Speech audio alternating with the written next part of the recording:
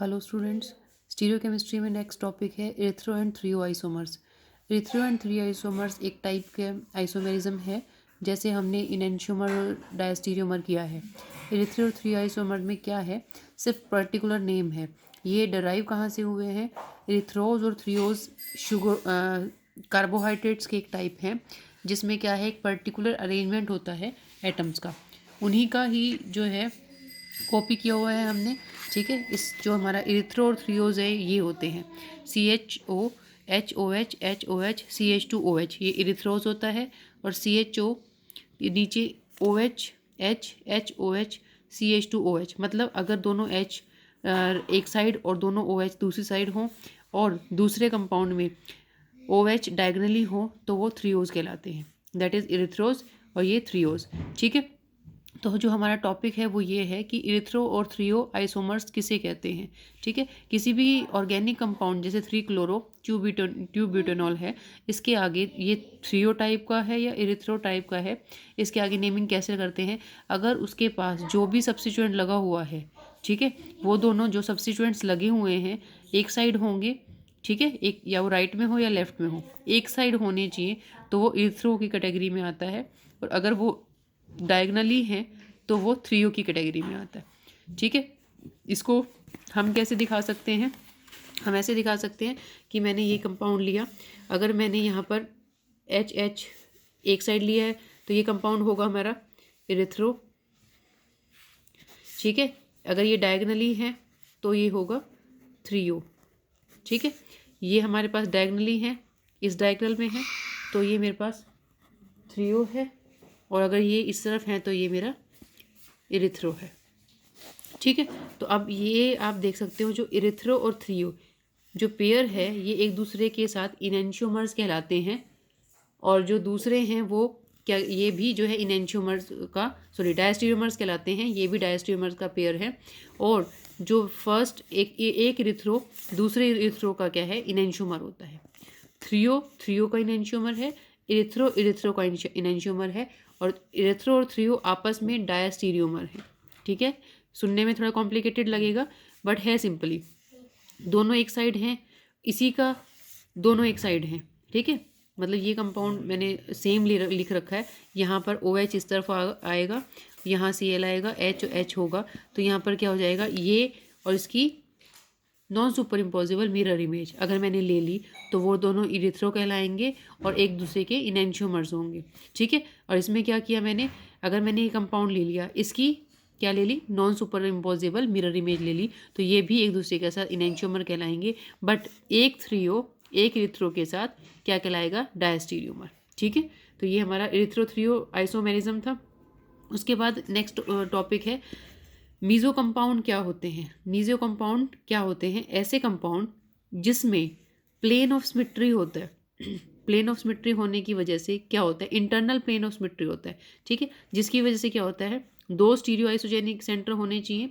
ऐसे कंपाउंड जिसमें दो स्टीरियो आइसोजेनिक सेंटर हैं और वो एक दूसरे की, ऊपर और नीचे वाला कंपाउंड एक दूसरे की क्या है, मिरर इमेज है। ठीक है, non super imposable mirror image है, तो ऐसे कंपाउंड में हम कहेंगे कि इंटरनल प्लेन ऑफ सिमेट्री होता है। और ऐसे कंपाउंड में जो ऊपर जो हमारे पास क्या होता है, रोटेशन होती है, ठीक है, कंपनसेशन होती है, वो नीचे वाली रोटेशन के साथ क्या हो जाएगा, कैंसल आउट हो जाएगा, और ऑल ओवर इसमें ऑप्टिकल एक्टिविटी नहीं होगी। ठीक है, तो ये जो है नो ऑप्टिकल एक्टिविटी शो करते हैं। ठीक है, अगर ये ऑप्टिकली इनएक्टिव होंगे तो यहाँ पर कायरलिटी नहीं होगी। ठीक है, तो हमारे पास क्या है, ये कंपाउंड है जो हमारा टारटेरिक एसिड है, इसमें क्या पॉसिबिलिटी है, इसमें ये पॉसिबिलिटी है कि हम जो है ये दो जो कार्बन है इसमें COOH को ऊपर और नीचे लिख लें। ठीक है, और यहाँ पर जो मेरे पास दो क्या बच गए, दो सब्स्टिट्यूएंट बन गए, तो मेरे पास एक ये ऑप्शन है। ठीक है, दूसरा ऑप्शन क्या हो जाएगा, इसी का अपोजिट, कौन से वाला, OH OH COH और COH। ठीक है, ये हो जाएगा। अब ये कंपाउंड जो एक दूसरे के साथ एक दूसरे की मिरर इमेज हैं, ये ऑलमोस्ट सेम है। तीसरा और चौथा क्या हो सकता है, जिसमें मेरे पास ये मेरा थर्ड होगा और ये मेरा फोर्थ होगा। थर्ड में क्या होगा, यहाँ HOH और नीचे वाले को घुमा दिया OH H। ठीक है। और फोर्थ क्या होगा, यहाँ OH ऊपर वाले को घुमा दिया H और नीचे वाले में HOH, ठीक है। ये कंपाउंड लिया, इसको 180 डिग्री पर पूरा घुमा दिया तो ये आएगा, ठीक है। सिर्फ नीचे वाले पोर्शन को घुमा दिया तो ये आएगा, और सिर्फ ऊपर वाले पोर्शन को घुमा दिया तो ये आएगा। तो ये हम सोच रहे थे इसके 4 क्या बनेंगे, स्टीरियो आइसोमर्स बनेंगे। बट फर्स्ट और सेकंड में क्या है, आप देखेंगे कि ये एक दूसरे की जो हमारी non super imposing mirror image है उसमें क्या है, यहाँ पर जो कंपनसेशन है वो नीचे वाली कंपनसेशन से ख़त्म हो रही है, मतलब इसमें नीचे प्लेन ऑफ सिमेट्री है। इसी तरीके से यहाँ पर जो इधर वाली है वो इससे ख़त्म हो रही है, इसमें प्लेन ऑफ सिमेट्री है। तो ये दोनों कंपाउंड, 2 कंपाउंड को रिप्रेजेंट नहीं करते, एक कंपाउंड को रिप्रेजेंट करते हैं। तो ये दोनों एक ही कंपाउंड है, ठीक है। एक ही कंपाउंड मतलब इसी को अगर मैं 180 डिग्री पे घुमा दूं तो ये कंपाउंड आ जाएगा, क्योंकि ऊपर और नीचे वाला ग्रुप सेम है, ठीक है। ये ऊपर और नीचे वाला ग्रुप सेम होने की वजह से इसमें ये दोनों कंपाउंड एक जैसे ही हैं, क्योंकि इसमें क्या हो जाएगा, इंटर कन्वर्जन होने के चांसेस नहीं है। तो ऐसे कंपाउंड को मीज़ो कंपाउंड कहा जाता है, ठीक है। तो मीज़ो कंपाउंड ऐसे कंपाउंड होते हैं जिसका क्या बन जाएगा, जिसका इनैंशियोमर नहीं बन सकता, ऐसे कंपाउंड को क्या कहते हैं, मीज़ो कंपाउंड कहते हैं। और इसमें इंटरनल कंपनसेशन होती है, ठीक है। इसके बाद नेक्स्ट टॉपिक है हमारा number of possible isomers. Number of possible isomers किसी भी कंपाउंड में 2 की पावर n होती है। 2 की पावर n जो है हमारे क्या है, नंबर ऑफ पॉसिबल आइसोमर्स होते हैं। n क्या है, n है स्टीरियोजेनिक सेंटर कितने हैं। अगर स्टीरियोजेनिक सेंटर क्या होगा, 1 है, तो 2 की पावर 1 क्या हो जाएगा, 2 बनेंगे। स्टीरियोजेनिक सेंटर 1 होने का मतलब क्या है, एक कंपाउंड है मेरा, उसके पास ABCD, ठीक है, जैसे CH3H C2H5 और OH, ये 4 ग्रुप लगे हुए हैं, ठीक है। और इसमें क्या हो जाएगा, इसको अगर हम क्या करेंगे, इसकी मिरर इमेज, इसके यहाँ पे इसको अगर हम रोटेट कर दें 180 डिग्री पर, ठीक है, तो क्या हो जाएगा, यहाँ C2H5, यहाँ H, यहाँ CH3, यहाँ OH, तो ये इसका क्या हो जाएगा, इनैंशियोमर बन जाएगा। और कोई इसमें पॉसिबिलिटी नहीं है, तो दो क्या बन जाएंगे, ये 2 आइसोमर्स बनेंगे। तो n स्टीरियोजेनिक सेंटर होने पर कितने आइसोमर बनेंगे, 2 टू दी पावर n। तो मतलब क्या बनेगा, 2 की पावर 1। अगर एक स्टीरियोजेनिक सेंटर है तो दो आइसोमर बनते हैं जिन्हें हम इनैंशियोमर्स कहते हैं। अगर मेरे पास क्या है, n स्टीरियोजेनिक सेंटर है, कोई प्लेन्स ऑफ सिमेट्री नहीं है, उसमें कोई प्लेन ऑफ सिमेट्री नहीं है, तो 2 की पावर n बनेंगे। अगर उसमें प्लेन ऑफ सिमेट्री आ गया, n स्टीरियोजेनिक सेंटर के साथ प्लेन ऑफ सिमेट्री आ गया, जैसे कि मेरे पास इस कंपाउंड में था, उस कंपाउंड में क्या हो जाएगा, ऐसे कंपाउंड में 2 की पावर n-1 प्लस में 2 की पावर n/2 - 1, ये फॉर्मूला होता है, ठीक है। 2 की पावर n-1 का मतलब ऐसा कंपाउंड, जैसे मैं इस कंपाउंड को लेती हूँ, इस कंपाउंड में क्या है, 2 स्टीरियोजेनिक सेंटर हैं, ठीक है। तो इसमें क्या हो जाएगा, 2 की पावर 2 - 1, ठीक है। 2 - 1 मतलब 2 तो ये बन गए इनैंशियोमर, प्लस में 2 की पावर 2/2 - 1 मतलब 2 की पावर 0। 2 की पावर 0 होता है 1, तो हमारे पास होंगे 2 + 1, 3 इनैंशियोमर बनेंगे। और आपने ये देखा था 1, 2 और ये दोनों एक ही हैं, 3 इनैंशियोमर बन रहे हैं अगर मेरे पास स्टीरियोजेनिक सेंटर के साथ साथ प्लेन ऑफ सिमेट्री भी है, ठीक है। तीसरी पॉसिबिलिटी है कि n स्टीरियोजेनिक सेंटर है, जिसकी वजह से 2n की पावर -1 आएगी, और उसके साथ अगर प्लेन ऑफ सिमेट्री है या नहीं ये है, तो हमारे पास क्या आ जाएगा, ऑल ओवर जो है कंपाउंड जो है 2 की पावर n-1 आएगा। उसमें प्लेन ऑफ सिमेट्री की वजह से जो चेंजेस आएंगे वो नहीं आएंगे, ठीक है। नेक्स्ट जो मेरा टॉपिक है वो है रेसमाइजेशन। रेसमाइजेशन क्या है, रेसमाइजेशन एक प्रोसेस है जिसमें एक कंपाउंड अपने ही दूसरे कंपाउंड के साथ रेसमिक मिक्सचर बनाता है, ठीक है।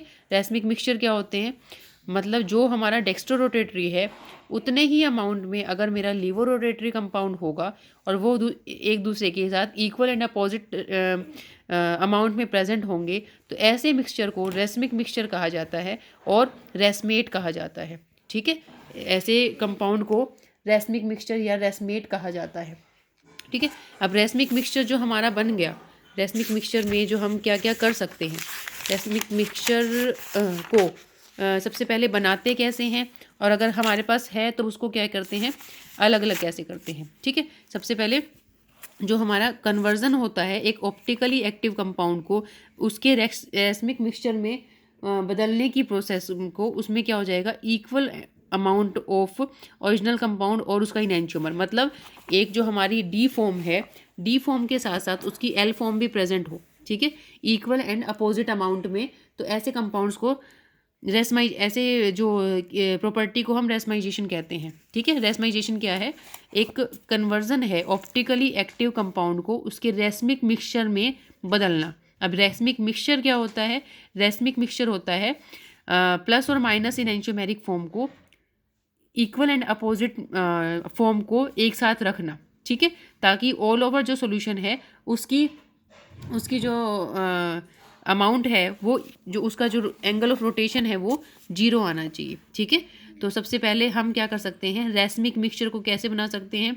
अगर मैं इनैंशियोमेर ले लूँ और उसी में ही उसी का दूसरा इनैंशियोमर डाल दूं, ठीक है, प्लस फॉर्म के साथ साथ माइनस फॉर्म भी मैं बना दूं, तो ऐसे इस तरीके से मैं बना सकती हूँ। दूसरा, कोई भी एक कायरल कंपाउंड लिया, उसको कायरल में बदल दिया, ठीक है, एक कायरल को कायरल में बदलेंगे तो प्लस माइनस दोनों इक्वल एंड अपोजिट अमाउंट में बनने की पॉसिबिलिटी हो जाती है।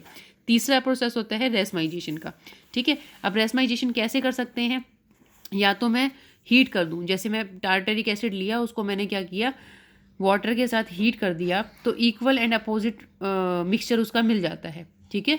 रेसमिक मिक्सचर और मीजो टार्टरिक एसिड ये सब मिल जाते हैं। केमिकल रिएजेंट डाल के भी मैं कर सकती हूँ, ठीक है। केमिकल रिएजेंट डाल के मैं क्या करूँगी, थोड़ा सा एसिड या थोड़ी सी बेस की प्रेजेंस में रिएक्शन कराऊंगी, तो उस केस में क्या हो सकता है, प्लस और माइनस फॉर्म दोनों ही बन जाती हैं। ऑटो रेसमाइजेशन कब होती है, जब हम कभी कभी कुछ कंपाउंड ऐसे होते हैं जो रूम टेम्परेचर पर थोड़ी देर छोड़ने पर अपने आप क्या करते हैं, अपने आप को अपनी दूसरी फॉर्म में, मतलब जैसे डेक्स्ट्रा रोटेटरी है तो वो लीवो रोटेटरी में, लेवो रोटेटरी है तो डेक्स्ट्रा रोटेटरी में कन्वर्ट कर देता है, ठीक है। तो ऐसे इस तरह से जो है ऑटो रेसमाइजेशन होती है। तो इन 3-4 तरीकों से, फिजिकली मतलब हीटिंग करके, केमिकली मतलब कोई रिएजेंट डाल के, या फिर ऑटो रेसमाइजेशन से हम क्या कर सकते हैं, equal and opposite amount of enantiomers बना सकते हैं, और इस प्रोसेस को रेसमाइजेशन कहते हैं। अब इसमें होता क्या है, इसमें हमने करना क्या है, हमने कंपाउंड लेना है, ठीक है, that is my compound with plus keto form, ठीक है। इसमें क्या है, ये कीटो कंपाउंड है, CH3CH3C2H5, ठीक है, ये कीटो फॉर्म है। इसमें मैंने क्या किया, प्लस H पॉजिटिव डाला, ठीक है। प्लस H पॉजिटिव डालने के बाद क्या होगा, जब भी मैं एसिड डालती हूँ किसी भी कार्बोनिल में, तो क्या होगा, यहाँ स्लाइटली पॉजिटिव और ये स्लाइटली नेगेटिव होता है, ठीक है। This one is polar compound, ठीक है। अब ये पोलर कंपाउंड है, यहाँ स्लाइटली नेगेटिव है, H पॉजिटिव की प्रेजेंस में ये क्या करेगा, ये इसके साथ अटैच हो जाएगा, ये H पॉजिटिव इसके पास जाएगा और यहाँ पर पॉजिटिव चार्ज क्रिएट कर देगा, ठीक है। यहाँ अभी तो क्या है, स्लाइटली है, पर्टिकुलर पॉजिटिव चार्ज क्रिएट हो जाएगा। उसके बाद ये H पॉजिटिव यहाँ से क्या है, हट जाएगा, रिमूव हो जाएगा और यहाँ डबल बॉन्ड बना देगा। अब यहाँ डबल बॉन्ड बनाने के बाद क्या होगा, फिर से क्या हो जाएगा, ये H पॉजिटिव यहाँ पर, ये मेरे पास लॉस ऑफ कायरलिटी आ गई, मतलब ये जो डबल बॉन्ड वाला कंपाउंड हो गया, यहाँ पर अब कायरल कंपाउंड नहीं है ये वाला कार्बन, इनिशियली ये कार्बन जो मेरा कायरल था, ठीक है। यहाँ मैं एस्ट्रिक बनाकर दिखा रही हूँ आपको, एस्ट्रिक बनाकर बता रही हूँ कि that is a stereogenic centre, ये मेरा कायरल कंपाउंड था। जब मैंने इसमें एसिड डाला तो यहाँ पर इसने अपनी कायरलिटी को ख़त्म कर दिया। अब यहाँ पर ये C डबल बॉन्ड C बन गया, ठीक है। और ये एक कौन सी बन गई, इनॉल फॉर्म बन गई। इनॉल फॉर्म बनने के बाद क्या हुआ, अगर इनॉल फॉर्म से फिर से कीटो फॉर्म जाएगी, फिर से मतलब क्या है, double bond C double bond O और CH बनेगा, तो यहाँ पर पॉसिबिलिटी है कि प्लस के साथ साथ माइनस भी बन जाए, ठीक है। तो यहाँ पर प्लस और माइनस दोनों बनने के चांसेस है। तो जो हमारे पास अब कंपाउंड बनेंगे वो दोनों बन जाएंगे, क्यों, क्योंकि जो अटैक हो रहा है वो इधर साइड से भी हो सकता है, इधर साइड से भी हो सकता है, तो दोनों साइड से कंपाउंड के बनने की पॉसिबिलिटी है, और इस तरीके से हमारे पास रेसमिक मिक्सचर बन जाता है, ठीक है। तो यहाँ पर हमारा जो प्रोसेस है और जो टॉपिक है रेसमाइजेशन का वो कंप्लीट होता है। नेक्स्ट के लिए हम अगली वीडियो में चलेंगे। Thank you.